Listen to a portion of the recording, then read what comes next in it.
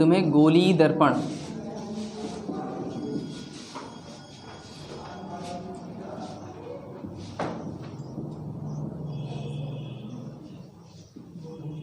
गोली दर्पण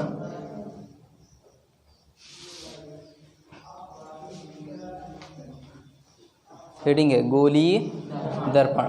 ठीक है, चलो देखो गोली दर्पण होता है क्या है। जैसे मान लो हमारे पास एक कांच का क्या हो, खोखला गोला हो। ठीक है, मतलब एक गेंद लेनी, गेंद जैसे देखते हो गेंद जो होती है वो अंदर से क्या होती है, खोखली होती है। अब उसी गेंद को मान लो कोई ऐसी गेंद हो जो कांच की बनी हो, कांच की गेंद ले लो। कोई ऐसी गेंद लेनी है या कोई ऐसा गोला लेना है जो कांच का बना हुआ है और अंदर से कैसा है, खोखला है। तो ये उसी तरीके का। अब इसका क्या करो, उसका एक छोटा सा टुकड़ा काट लो। एक कांच का क्या था, खोखला गोला था, कांच का खोखला गोला था, उसे उसका हमने क्या किया, एक छोटा सा टुकड़ा काट लिया। जैसे ही यहाँ देखो एक छोटा सा टुकड़ा काटेंगे तो हमें कुछ इस तरीके की संरचना मिलेगी। ये एक कटोरे की तरह हमें संरचना मिलेगी। ठीक है, इस तरीके से दिख रहा है। एक कांच का खोखला, जैसे गेंद है, गेंद देखते हो, गेंद को अगर बीच से काट लिया जाए थोड़ा सा, या गेंद कभी देखते हो खेलते समय अगर बीच से फट जाए वो, तो क्या मिल जाता है हमें, एक कटोरे के तरीके मिल जाता है, वो मिलता है ना। तो जो कटोरा मिलता है कटोरे की तरह मिलता है। अगर वही गेंद जो रबड़ की बनी हुई है, अगर वो किसकी बनी होती, कांच की बनी होती, तो हमें कांच का मिलता। तो कांच का समझ सकते हो, जो कटोरा मिलता वो क्या कहलाता, गोली दर्पण कहलाता। तो ये गोली दर्पण की परिभाषा क्या बनेगी, कोई कांच का खोखला गोला हो और उसका अगर हम एक छोटा सा टुकड़ा काट लें तो जो छोटा सा टुकड़ा हमें मिलेगा वो टुकड़ा क्या होगा, गोली दर्पण होगा। तो गोली दर्पण की परिभाषा क्या बनेगी, किसी कांच के खोखले गोले का एक छोटा सा भाग क्या कहलाता है, गोली दर्पण कहलाता है। आगे समझ में क्या लिखना है, किसी कांच के खोखले गोले का एक छोटा सा भाग क्या कहलाएगा, गोली दर्पण कहलाएगा। कांच का एक खोखला गोला लेना है, कांच की समझ लो एक गेंद लेनी है, कांच की एक गेंद लेनी है, उसका एक छोटा सा पार्ट काट लेना है, छोटा टुकड़ा काट के निकाल लेना है, जो भी हमें मिलेगा वो क्या होगा, गोली दर्पण कहलाएगा। तो यहाँ पे जो तुम्हें दिख रहा है ये कटोरी की तरह, ये क्या है, ये गोली दर्पण है। ठीक है, ये गोली दर्पण है। लेकिन अब हम जब यहाँ पे बनाएंगे तो पूरा इस तरीके से नहीं बनाएंगे, केवल इस तरीके से ऐसे बना देंगे।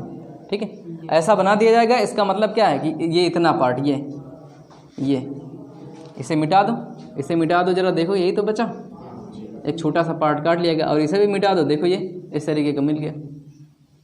तो जब भी हम गोली दर्पण को दर्शाना होगा तो हम केवल ऐसे बना देंगे, तो इसका मतलब वो क्या होगा, गोली दर्पण होगा। हाँ, इसे हम ऐसे भी बना सकते हैं, इधर से गोला है हम इधर से काट लें, कोई जरूरी तो है नहीं कि यहाँ उधर से ही काटा जाए, इधर से भी काट सकते हैं। इधर से काटेंगे तो ऐसा बनेगा वो कुछ। ठीक है, तो ये गोली दर्पण इस तरीके का होगा, उसे हम ऐसे दर्शाएंगे। ठीक है, तो गोली दर्पण समझ में क्या होता है, कांच का एक खोखला गोला लेंगे, उसका एक छोटा सा पार्ट काट लेंगे, जो भी टुकड़ा हमें मिलेगा वो क्या होगा, गोली दर्पण होगा। ठीक है, गोली दर्पण दो प्रकार के होते हैं। ठीक है, ये जो गोली दर्पण होते हैं वो दो प्रकार के होते हैं, मतलब इनमें पॉलिश करने के आधार पर ये दो प्रकार के होते हैं। पॉलिश करने के आधार पर, जैसे घरों में जो शीशा देखते हो, दर्पण देखते हो, उनमें पीछे की तरफ क्या होता है, पॉलिश की रहती है। तब कभी देखना खोल के उसे पीछे, कभी अगर शीशा टूट जाता है देखे होगे पीछे, किसी उसके पीछे क्या होते हैं, वाइट कलर की या किसी और कलर की, ज़्यादातर वाइट कलर की ही पॉलिश की जाती हैं। ठीक है, तो उधर प्रिंट कर दिया जाता है पीछे की तरफ, ताकि क्या हो कि जो इधर से सामने से प्रकाश जा रहा है उसका परावर्तन हो सके, उधर न चला जाए प्रकाश, इस वजह से पॉलिश की जाती है। तो चूंकि ये दर्पण है तो इससे अगर हमें परावर्तन कराना है तो एक तरफ पॉलिश करनी होगी। अब हम पॉलिश उसके जैसे इस तरीके कटोरी की तरह का मिलेगा हमें, तो इसके हम इधर भी पॉलिश कर सकते हैं, इधर भी पॉलिश कर सकते हैं। तो इन्हीं दोनों तरीके से पॉलिश करने के आधार पर जो गोली दर्पण होते हैं वो दो प्रकार के होते हैं। तो जैसे मान लो ये दर्पण है, अगर हम ये दर्पण इस तरीके से, अगर हम इसके उठे हुए भाग पर, ये जो उठा हुआ भाग होगा, अगर हम उधर पॉलिश करेंगे तो दर्पण क्या कहलाएगा, अवतल दर्पण कहलाएगा। और अगर अंदर की तरफ पॉलिश कर देंगे, जो इसका दबा हुआ भाग है इधर इस तरफ पॉलिश कर देंगे तो क्या कहलाएगा, उत्तल दर्पण कहलाएगा। ठीक है, तो मान लो ये दर्पण ऐसे था, इसमें हमने इस तरफ पॉलिश कर दी, तो इसका नाम क्या हो जाएगा, अवतल दर्पण, अवतल दर्पण। और मान लो इसी तरीके से ये दर्पण ऐसे भी था और हमने इसके अंदर की तरफ पॉलिश कर दी, तो ये क्या कहलाएगा, उत्तल दर्पण कहलाएगा। तो गोली दर्पण में पालिश करने के आधार पर दर्पण दो प्रकार के होते हैं। अगर हम गोली दर्पण के उठे हुए भाग पर पालिश करेंगे तो क्या कहलाएगा? अवतल दर्पण कहलाएगा। अगर हम गोली दर्पण के दबे हुए भाग यानी अंदर की तरफ पालिश करते हैं तो क्या कहलाएगा? उत्तल दर्पण कहलाएगा। ठीक है, इससे बता सकते हो ये क्या है? ये क्या है? गोली दर्पण है। जब तक पालिश ना की जाए तब तक ये नहीं कह सकते हो कि यहाँ कौन सा दर्पण है। अभी इसका नाम क्या है? गोली दर्पण। अभी इसका नाम गोली दर्पण है और जैसे ही हम पालिश करेंगे, मान लो हमने इधर पालिश कर दी, अब इसका नाम बताओ क्या हो जाएगा? अब इसका नाम हो जाएगा उत्तल दर्पण। ठीक है, उत्तल दर्पण होगा, अवतल मत समझ लेना। ठीक है, क्योंकि पालिश किधर की गई है? अंदर की तरफ। अगर पालिश अंदर की तरफ की जाएगी तो उत्तल दर्पण होगा, और अगर बाहर कर दी जाए तो अवतल दर्पण होगा। ठीक है, ये ध्यान रखना है। अब जैसे मान लो ये है, अब इसमें अभी ये क्या है? गोली दर्पण। और इसमें जैसे इधर पालिश करोगे, ऐसे इधर पालिश कर दो, क्या बन गया? अवतल दर्पण। तो कोई जरूरी नहीं कि हाँ ये ऐसा ही बनेगा, बस तुम्हें ध्यान रखना, चाहे ऐसे बनाओ चाहे ऐसे बनाओ, पालिश किधर कर रहे हो। अगर पालिश बाहर की ओर होगी तो अवतल दर्पण, अंदर की ओर होगी तो उत्तल दर्पण होगा। ठीक है, तो यही बात तुम्हें इसमें गोली दर्पण में लिखनी है। लिखो लिखो, किसी कांच के खोखले गोले का, किसी कांच के खोखले गोले का, किसी कांच के खोखले गोले का एक छोटा सा भाग, एक छोटा सा भाग गोली दर्पण कहलाता है।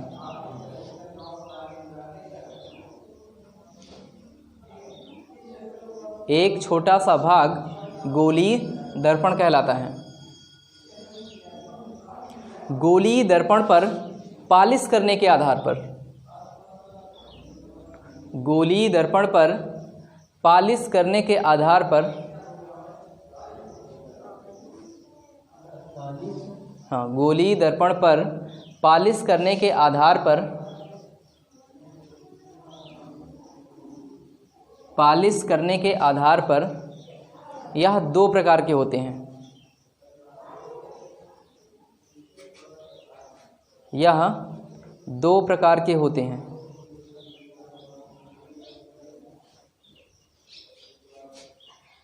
नंबर 1 अवतल दर्पण, नंबर 2 उत्तल दर्पण।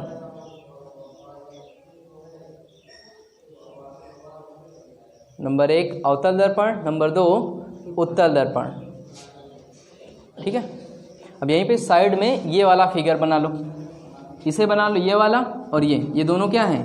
गोली दर्पण है। ये उसका पूरा फिगर है, यहाँ पे केवल एक शार्ट में बना दिया गया उसे। ये दोनों बना लो, इसे और इसे बना लो, दोनों के नीचे लिख लेना गोली दर्पण। कहीं पे किनारे पे बना लो साइड में। ये वाला बनाना है और ये वाला बनाना है।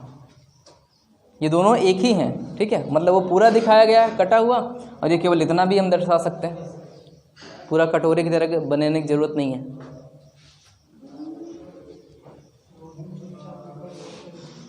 ठीक है, दोनों के नीचे लिखना गोली दर्पण। दोनों गोली दर्पण है।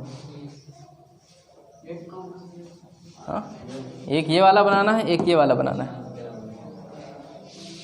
ठीक है, दोनों गोली दर्पण। ये तुम्हारा पूरा तरीके से 3 डायमेंशन में दिखाया गया है, ये केवल 2D में दिखाया गया है। बन गया। अब तुम्हें दो प्रकार तुम्हें पता चल गया। गोली दर्पण दो प्रकार के होते हैं, अवतल दर्पण और उत्तल दर्पण। तो इसमें तुम्हें पहली हेडिंग डालनी है अवतल दर्पण। अवतल दर्पण जो फिगर बनाए हो इसके नीचे लिखना, इसके नीचे हेडिंग डालना उसी के साथ। हाँ, अवतल दर्पण। नंबर 1 अवतल दर्पण। पढ़ गए हेडिंग? अब इसमें क्या लिखोगे? यदि गोली दर्पण के किधर पालिश की जाए? हाँ, बाहर की ओर या उभरे हुए तल पर, दोनों बोल सकते हो। यदि गोली दर्पण के, यदि गोली दर्पण के उठे हुए भाग, यदि गोली दर्पण के उठे हुए भाग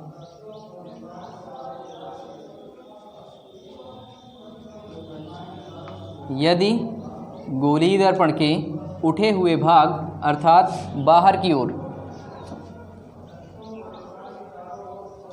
अर्थात बाहर की ओर, अर्थात बाहर की ओर पालिश की जाए, अर्थात बाहर की ओर पालिश की जाए तो वह अवतल दर्पण कहलाता है, तो वह अवतल दर्पण कहलाता है।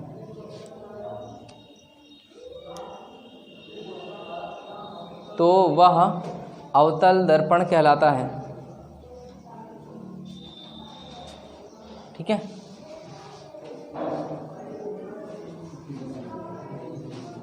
जैसे देख रहे हो ये क्या था, अभी गोलीय दर्पण था और इसके हमने बाहर की तरफ क्या कर दिया, पालिश कर दिया। जैसे ही बाहर की तरफ पालिश करते हैं क्या बन जाता है, अवतल दर्पण बन जाता है।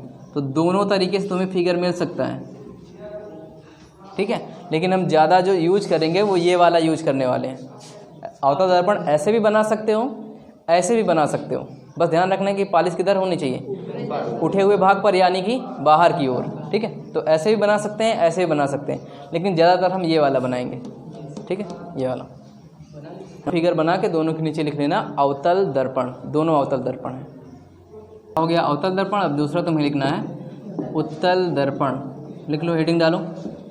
दूसरी हेडिंग है उत्तल दर्पण।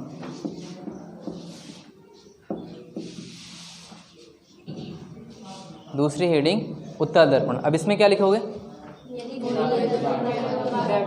हाँ, अंदर की ओर, यदि गोलीय दर्पण के अंदर की ओर यानी कि दबे हुए भाग पर पालिश की जाए तो उसे क्या कहेंगे, उत्तल दर्पण कहेंगे। लिखो, यदि गोलीय दर्पण के, यदि गोलीय दर्पण के, यदि गोलीय दर्पण के दबे हुए भाग अर्थात अंदर की ओर, यदि गोलीय दर्पण के दबे हुए भाग अर्थात अंदर की ओर पालिश की जाए, अंदर की ओर पालिश की जाए तो उसे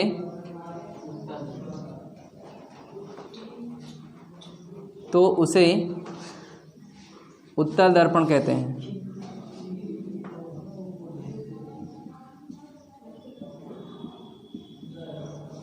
तो उसे उत्तल दर्पण कहते हैं।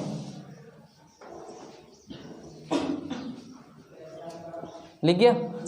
अब देखो ये वाला फिगर बनाना है। अब जैसे देख रहे हो कि ये पहले गोलीय दर्पण था, अंदर की तरफ पालिश की गई तो क्या बन गया, उत्तल दर्पण। सेम इसी तरीके से अभी देखो, अभी ये क्या है, गोलीय दर्पण है। गोलीय दर्पण के हमने अंदर की तरफ क्या कर दी, पालिश कर दी। ये यहाँ पे जैसे ही पालिश की गई ये क्या बन गया, उत्तल दर्पण बन गया।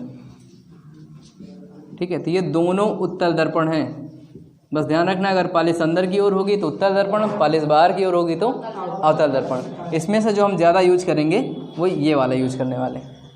ठीक है, इससे गोलीय दर्पण से संबंधित कुछ परिभाषाएं। अब इधर ये जो फिगर तुम्हें समझाया जाएगा उससे ध्यान से समझना। फिगर समझ जाओगे तो जितनी हेडिंग अभी लिखाई जाएंगी सब याद हो जाएंगी। केवल अगर फिगर समझ गए तो जितनी हेडिंग अभी लिखाई जाने वाली हैं सबके सब याद हो जाएंगे। ध्यान से देखना इसे। जैसे इसे बताओ जरा, ये क्या है, ये गोलीय दर्पण है। ठीक है, अभी ये गोलीय दर्पण है। अगर मान लो हमने इसके इस ओर पालिश कर दी, क्या बन गया, ये अवतल दर्पण। तो जब तक पालिश ना की जाए तब तक ये नहीं कहना कि कौन सा गोलीय दर्पण, उत्तल दर्पण है कि अवतल दर्पण है। ठीक है, कि पता चले ऐसे तुमसे ऐसे बना दिया गया, पूछा जाए कौन सा दर्पण है, कह दो अवतल दर्पण है। ठीक है, तो अभी नहीं बता सकते कि ये अवतल है या उत्तल है। ठीक है, क्योंकि कुछ लोगों को ज़्यादातर अवतल दर्पण ऐसे ही बनाया जाता है, अवतल ऐसा बनाया जाएगा और उत्तल ऐसा बनाया जाएगा। ज़्यादातर मतलब जो पढ़ोगे इसमें तो यही यूज होने वाला है, अवतल ऐसे बनाया जाएगा, उत्तल ऐसे बनाया जाएगा। तो कुछ लोगों को ऐसा लगता है कि हाँ अगर ऐसा बनेगा तो वो अवतल होता है, ऐसा बनेगा तो उत्तल होगा। तो ऐसा बनने से वो डिसाइड नहीं होता है, पालिश से डिसाइड होगा कि हाँ वो कौन सा है। अगर अंदर की तरफ पालिश होगी तो उत्तल, बाहर की तरफ पालिश होगी तो अवतल। ठीक है, ये बात ध्यान रखना कि हाँ ऐसे बना दिया जाए तो वो अवतल होगा। अब देखो, ये जो दर्पण होता है, कोई भी दर्पण हो, दर्पण का एक बीच का पॉइंट होता है, बिल्कुल बीचों बीच। सभी चीज़ का एक बिल्कुल बीचों बीच पॉइंट होता है। उसी तरीके से जो दर्पण है, दर्पण का बीचों बीच पॉइंट कहाँ पे आएगा, जरा बताओ। यहाँ पे कहीं पे आएगा, यहीं पे आएगा, ये वाला। तो दर्पण का जो बिल्कुल बीचों बीच वाला पॉइंट होता है उसे कहा जाता है ध्रुव। ठीक है, तो ये ध्रुव की परिभाषा हो गई।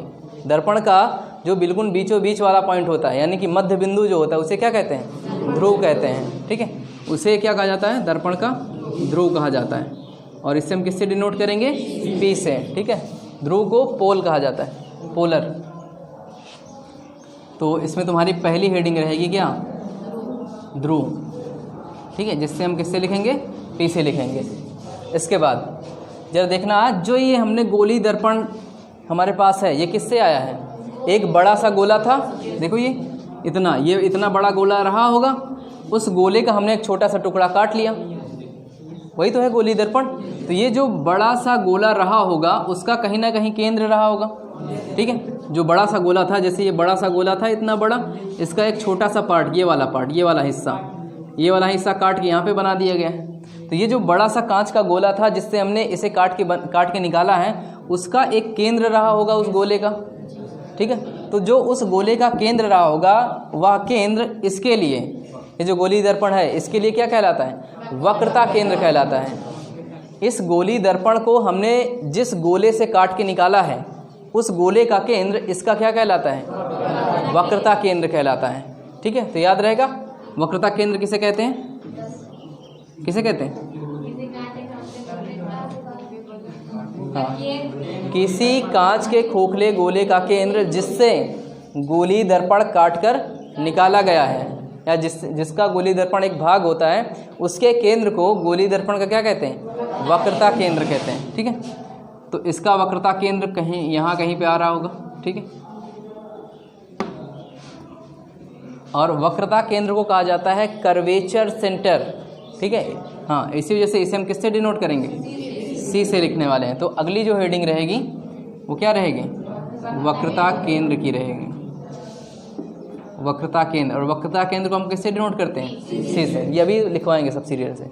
अब जरा देखना, ये जो वक्रता केंद्र और ध्रुव, वक्रता केंद्र और ध्रुव, इन्हें जरा देखो, इन्हें अगर हम मिलाते हुए एक रेखा खींच दें, दर्पण के ध्रुव और वक्रता केंद्र को अगर मिलाते हुए, दोनों यहाँ पे पटरी रखें, दोनों बिंदु को मिलाएं और मिलाते हुए हम क्या करें? एक रेखा खींच दें। जरा रेखा खींचो, क्या मिलेगी?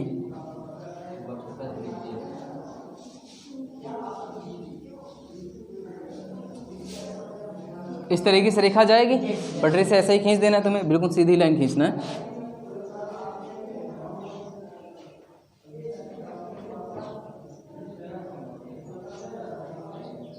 ठीक है, तो ये जो रेखा जाती है यहाँ से, इसे क्या कहा जाता है? इसे कहा जाता है मुख्य अक्ष। ठीक है, मुख्य अक्ष।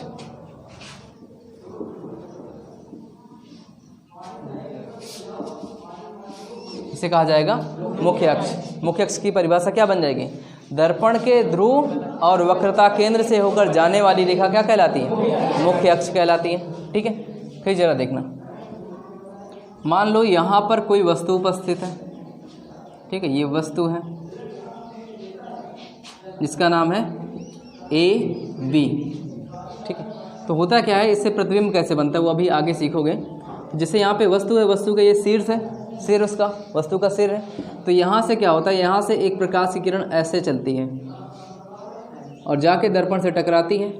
तुम्हें पता है कि अगर कोई प्रकाश किरण दर्पण से टकराती है तो टकराने के बाद क्या होता है? उसी ओर वापस लौट आती है। तो यहाँ से जाएगी और टकराने के बाद ऐसे वापस लौट आती है।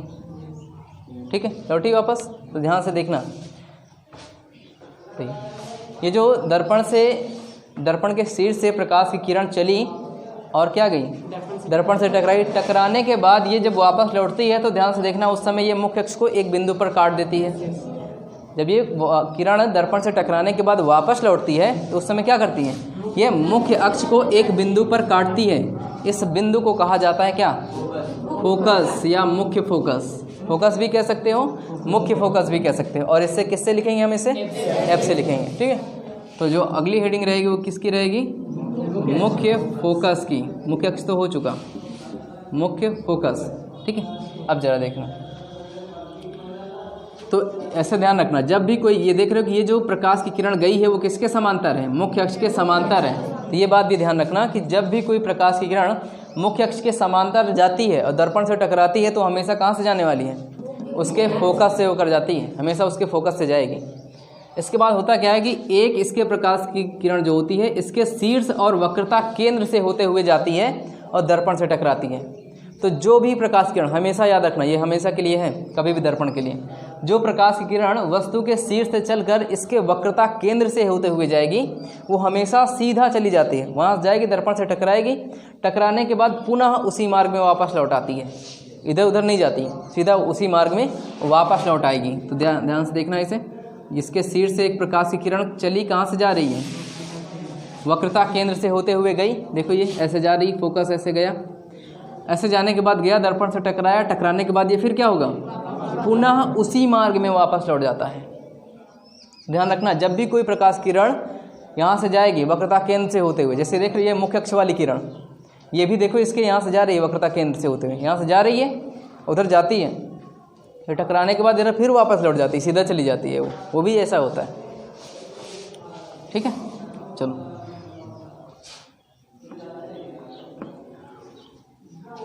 तो उसके बाद देखना यहाँ पे, जहाँ पे ये दोनों काट देती हैं वहाँ पे एक प्रतिबिंब बन जाता है, ये बना, जिस बिंदु पर ये एक दूसरे को काटती हैं वहीं पे हम क्या करें, अगर यहीं से इस मुख्य अक्ष पर एक अभिलंबवत रेखा खींच दे तो यहाँ पे वस्तु का हमें प्रतिबिंब मिलता है। ये जो वस्तु यहाँ पे रखी थी इसका ये प्रतिबिंब मिल गया, इसका नाम क्या दे दे रहे हैं, इसका नाम है A डैश B डैश। ठीक है, A डैश B डैश। यहाँ से देखो जरा, वस्तु सीधी रखी थी, उसका प्रतिबिंब कैसा बन रहा है, उल्टा बन रहा है। ठीक है, टेढ़ा नहीं, उसे सीधा कर लेना। तो वस्तु सीधी रखी थी लेकिन उसका प्रतिबिंब कैसा है, उल्टा बन रहा है। वस्तु बड़ी थी, यहाँ पे प्रतिबिंब देखो छोटा है। ठीक है, तो ये सब आगे अभी इसी में आगे पढ़ोगे, ये सब अगर प्रतिबिंब यहाँ पे रखा हो तो उसका प्रतिबिंब कैसा बनता है, कहाँ पे बनता है। ठीक है, ये सब पढ़ना है, तो ध्यान से देखना जरा। मुख्य फोकस हो गया। अब यहाँ पे देखना, ये एक बात और तुम्हें ध्यान रखनी है कि दर्पण की जितनी भी दूरियां होंगी, दर्पण की जितनी भी दूरियां होंगी वो कहाँ से मापी जाती हैं, दर्पण के ध्रुव से मापी जाती हैं। जैसे कोई भी दूरी मापनी होती है तो जहाँ से तुम चलना स्टार्ट करते हो वहीं से दूरी मापते हो। ठीक है, दूरी जहाँ से चलना स्टार्ट किया जाता है वहीं से मापी जाती है। तो जहाँ से चलना स्टार्ट करते हैं उसे कहा जाता है मूल बिंदु। ठीक है, तो उसी तरीके से ये जो दर्पण होता है इसका मूल बिंदु कौन होता है, दर्पण का ध्रुव होता है। दर्पण का ध्रुव इसका मूल बिंदु कहलाता है। तो जितनी भी दूरियां दर्पण की मापनी है वो कहाँ से मापनी है, इसके ध्रुव से मापनी है। ठीक है, इसके ध्रुव से मापी जाएंगे। तो देखना यहाँ से लेके यहाँ तक ये दूरी किसकी है, फोकस की दूरी है। यहाँ पे ध्रुव है और ये इसका फोकस है। तो ध्रुव और ये फोकस, तो ध्रुव और फोकस के बीच की दूरी क्या कहलाएगी, फोकस दूरी कहलाएगी। इसे हम किससे डिनोट करेंगे, F से लिखेंगे। ठीक है, F से लिखेंगे। तो अगली हेडिंग तुम्हारी क्या रहेगी, 5वीं हेडिंग रहेगी फोकस दूरी। फोकस दूरी 6ठी हेडिंग देखो जरा, यहाँ पे देखो, ये इसका केंद्र है और दूरी कहाँ से मापनी है, P से। तो ये इसका केंद्र है, अगर ये इसका केंद्र है तो इसकी त्रिज्या भी रही होगी, त्रिज्या भी तो रही होगी, तभी तो उसका केंद्र है। तो यहाँ से P और C के बीच की दूरी, ये P और C के बीच की जो दूरी होती है उसे हम क्या कहते हैं, उसे हम कहते हैं वक्रता त्रिज्या। चूंकि ये वक्रता केंद्र है तो वक्रता केंद्र और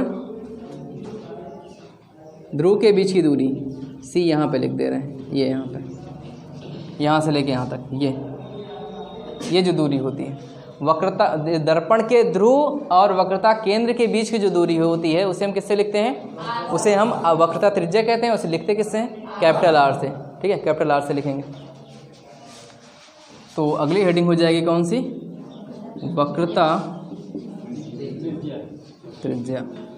ठीक है, अगली हेडिंग नंबर 1 ध्रुव, ब्रैकेट में P भी लिख लेना, ध्रुव ब्रैकेट में P। हाँ, ध्रुव तारा नहीं, हाँ पोल, इसीलिए P से लिखा जाता है इसे।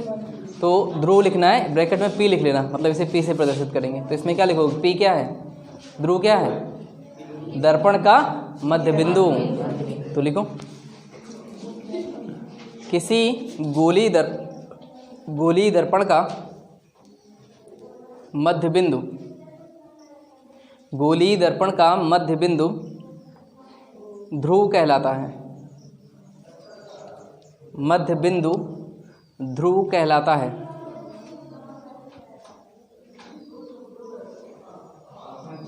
ध्रुव कहलाता है। इसे P से प्रदर्शित करते हैं। इसे P से प्रदर्शित करते हैं।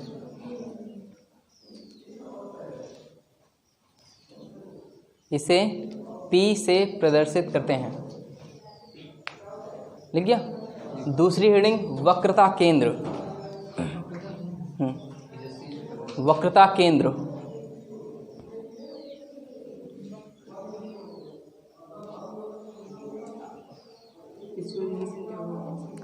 सेंटर, वो चाहो तो कर्वेचर सेंटर बोल सकते हो। कर्वेचर मीन्स वक्रता होता है और सेंटर मीन्स केंद्र, वक्रता केंद्र। ठीक है, दोनों में सी आता है तो सी से ही सेंटर को सी आता है उसका पहला लेटर, इस वजह से सी लिखा जाता है। डालिए हेडिंग वक्रता केंद्र। इसमें लिखो गोलीय दर्पण जिस खोखले गोले का भाग होता है। गोलीय दर्पण जिस खोखले गोले का भाग होता है। गोलीय दर्पण जिस खोखले गोले का भाग होता है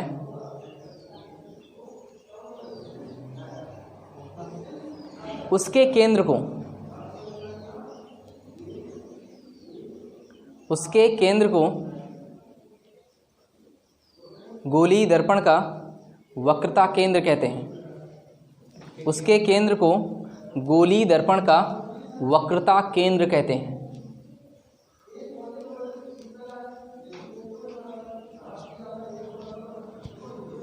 उसके केंद्र को गोलीय दर्पण का वक्रता केंद्र कहते हैं। ठीक है, इसे कैपिटल सी से प्रदर्शित करते हैं। इसे सी से प्रदर्शित करते हैं। हाँ, इसे सी से प्रदर्शित करते हैं। ठीक है, अगली हेडिंग मुख्य अक्ष। हाँ क्या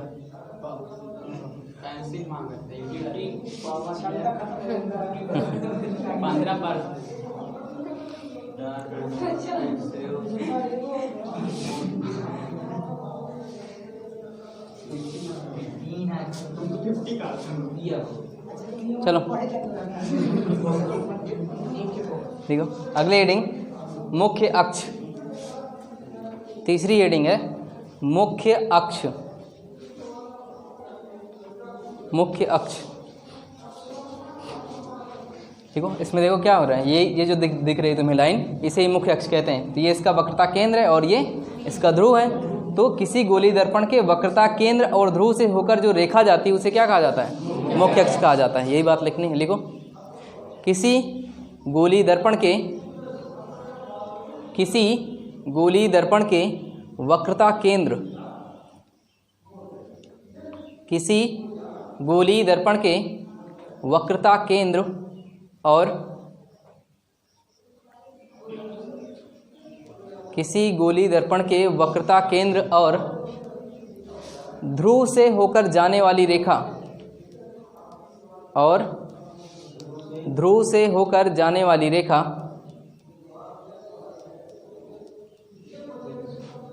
और ध्रुव से होकर जाने वाली रेखा मुख्य अक्ष कहलाती है। जाने वाली रेखा मुख्य अक्ष कहलाती है। लिख गया? चलो अगली हेडिंग मुख्य फोकस। अगली हेडिंग है चौथी मुख्य फोकस।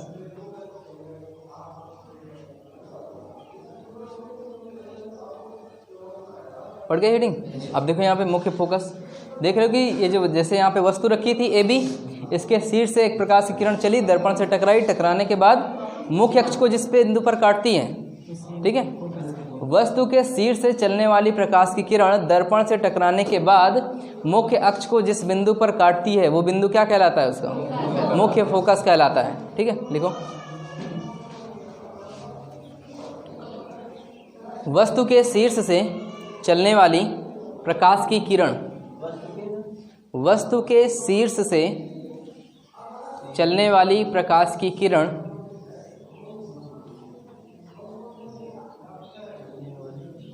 वस्तु के शीर्ष से चलने वाली प्रकाश की किरण मुख्य अक्ष को जिस बिंदु पर काटती है,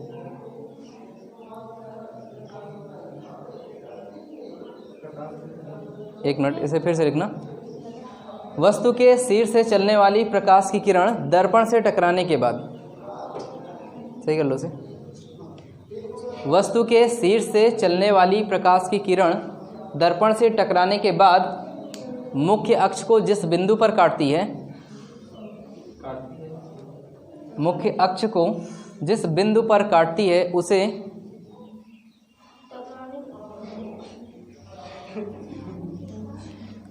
दर्पण का मुख्य फोकस कहते हैं। उसे दर्पण का मुख्य फोकस कहते हैं।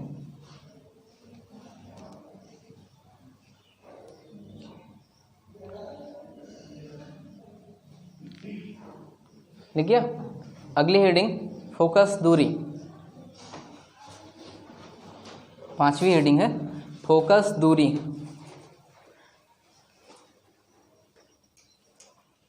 दर्पण में दूरियां कहाँ से मापी जाएंगी? ध्रुव से। तो देखो ये दर्पण का ध्रुव है और ये दर्पण का क्या है? फोकस है। तो दर्पण के ध्रुव और फोकस के बीच की जो दूरी होती है उसे क्या कहते हैं? फोकस दूरी कहते हैं। लिख लो, देखो किसी गोली दर्पण के ध्रुव एवं फोकस के बीच की दूरी, किसी गोली दर्पण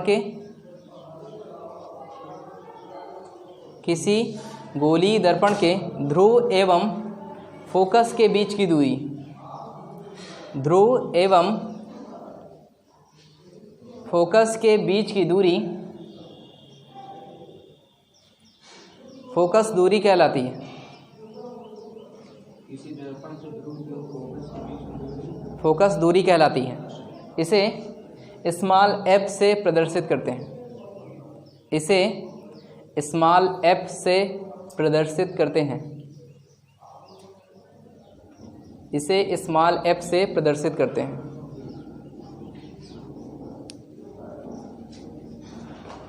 देखिए अगली हेडिंग वक्रता त्रिज्या। वक्रता त्रिज्या 6ठी हेडिंग है, वक्रता त्रिज्या। ठीक है, इसे देखो हम क्या कहेंगे। एक परिभाषा तो हम यहाँ से बना सकते हैं कि दर्पण के ध्रुव एवं वक्रता केंद्र के बीच की दूरी क्या कहते हैं? वक्रता त्रिज्या कहते हैं। एक परिभाषा ये बन सकती है। एक हम चाहें तो वहाँ से बना सकते हैं जहाँ से ये गोला बना था। तो वो परिभाषा क्या बनेगी कि गोली दर्पण जिस खोखले गोले का भाग होता है उसके केंद्र उसकी त्रिज्या को, उस गोले की त्रिज्या को इसकी क्या कहते हैं? वक्रता त्रिज्या कहते हैं। तो दो तरीके से परिभाषा लिख सकते हो। एक परिभाषा क्या हो जाएगी कि दर्पण के ध्रुव एवं वक्रता केंद्र के बीच की दूरी को क्या कहते हैं? वक्रता त्रिज्या कहते हैं। दूसरी परिभाषा हम बना सकते हैं कि गोली दर्पण जिस खोखले गोले का भाग होता है उस गोले की त्रिज्या इस गोली दर्पण की क्या कहलाती है? वक्रता त्रिज्या कहलाती है। ठीक है, तो दोनों परिभाषाएं लिखनी। पहले ये वाली लिखो, लिखो किसी गोली दर्पण के ध्रुव एवं किसी गोली दर्पण के ध्रुव एवं वक्रता केंद्र, किसी गोली दर्पण के ध्रुव एवं वक्रता केंद्र के बीच की दूरी, किसी गोली दर्पण के ध्रुव एवं वक्रता केंद्र के बीच की दूरी वक्रता त्रिज्या कहलाती है। वक्रता त्रिज्या कहलाती है। वक्रता त्रिज्या कहलाती है। इसे ये वाला आर लिखना, इसे कैपिटल आर, इसे कैपिटल आर से प्रदर्शित करते हैं।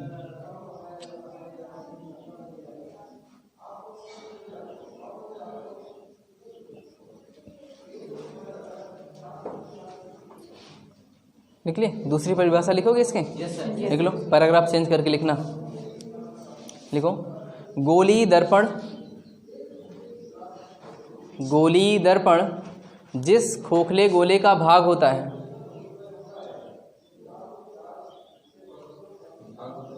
गोली दर्पण जिस खोखले गोले का भाग होता है उसकी त्रिज्या को, गोली दर्पण जिस खोखले गोले का भाग होता है उसकी त्रिज्या को गोली दर्पण की वक्रता त्रिज्या कहते हैं। उसकी त्रिज्या को गोली दर्पण की वक्रता त्रिज्या कहते हैं।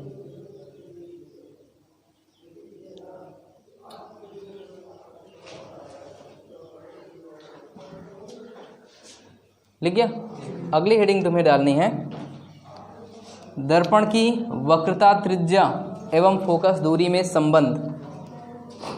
नंबर नहीं डालना, ठीक है, वो अलग से हेडिंग है। हेडिंग क्या है? दर्पण की वक्रता त्रिज्या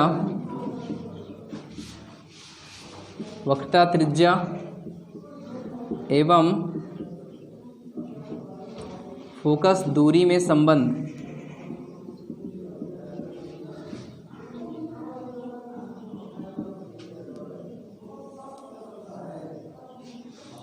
दर्पण की वक्रता त्रिज्या एवं फोकस दूरी में संबंध। वक्रता त्रिज्या को किससे डिनोट करते हैं? कैपिटल आर से। फोकस दूरी को किससे लिखते हैं? स्मॉल एफ से। यानी कि हमें आर और एफ में क्या बताना है? संबंध बताना है, यानी कि जो फार्मूला होता है इनमें वो बताना है। ठीक है, पढ़ गई हेडिंग? चलो देखो इस फिगर में ज़रा देखो, यहाँ पे ये दूरी दिख रही एफ, ध्यान से देखना, यहाँ से पी और सी के बीच में ये जो फोकस होता है ये पी और सी के ठीक बीचों बीच उपस्थित होता है। ठीक है, मतलब किसी भी दर्पण का जो फोकस होता है ना वो पी और सी के ठीक बीचों बीच उपस्थित होता है। तो यहाँ से चाहो तो ये जो फोकस है इसकी एक नई परिभाषा भी बना सकते हो कि किसी दर्पण के ध्रुव एवं वक्रता केंद्र के बीच का बिंदु फोकस कहलाता है। ये भी फोकस की परिभाषा हो सकती है। ठीक है, तो देख रहे हो कि अगर ये ठीक बीचों बीच है तो इसका मतलब यहाँ से ये P और F के बीच की दूरी क्या है? फोकस दूरी है, F है। तो ये दूरी भी तो उतनी ही होगी, F और C के बीच की दूरी, ये दूरी भी उतनी ही होगी यहाँ से लेके यहाँ तक। तो इसका मतलब अगर ये F है और ये वाली भी दूरी कितनी हो गई? ये भी F हो गई। अगर यहाँ से हम A डैश को हटा दे थोड़ी देर के लिए, A डैश नीचे लिख दे रहे हैं, A डैश, ये दूरी भी चूँकि F है तो ध्यान से देखना, ये F, यहाँ से लेके यहाँ तक की दूरी, यहाँ से लेके यहाँ तक की दूरी कितनी? F। यहाँ से लेके यहाँ तक की दूरी कितनी? F। तो जरा बताओ यहाँ से लेके यहाँ तक की दूरी कितनी हो जाएगी? 2F हो जाएगी। और ये दूरी किसके बराबर हो जाएगी? R के बराबर। ये इसकी वक्रता त्रिज्या ही तो है। तो यहाँ पे चूंकि हम देख रहे हैं, चूंकि चित्र से जो फिगर बना हुआ है उसमें हम देख रहे हैं, चित्र में हमें क्या दिख रहा है कि F और F जोड़ने पर वो R के बराबर हो जाती है। इतनी दूरी F, यहाँ से यहाँ तक की दूरी F, और इन दोनों को जोड़ देते हैं तो ये R के बराबर होगी। ठीक है, तो F और F जोड़ने पे किसके बराबर? R के बराबर। F और F को जोड़ोगे कितना आएगा? 2F आएगा। 2F बराबर किसके? R के। 2 को जरा उधर भेजो, कितना मिलेगा? F बराबर R/2। ठीक है, तो ये इन दोनों में फार्मूला होता है जिसे कहा जाता है कि दर्पण की वक्रता त्रिज्या एवं फोकस दूरी में संबंध। इसे नोट कर लो।